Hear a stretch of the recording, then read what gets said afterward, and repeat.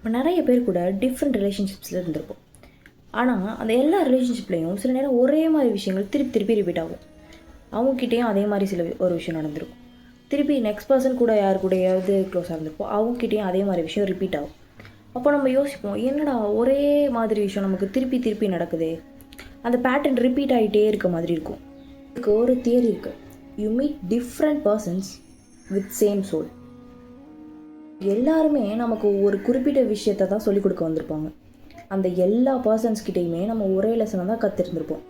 ஆனால் அதை சேஞ்ச் பண்ணிக்காமல் நம்ம திருப்பி திருப்பி அந்த மிஸ்டேக்ஸை ரிப்பீட் பண்ணுறப்போ அந்த பேட்டர்ன் திருப்பி திருப்பி ரிப்பீட் ஆகும். ஸோ நீங்கள் மாறுற வரைக்கும் அந்த பேட்டர்ன் மாறாது. That particular pattern will keep on repeating until you change. So, கவனியா.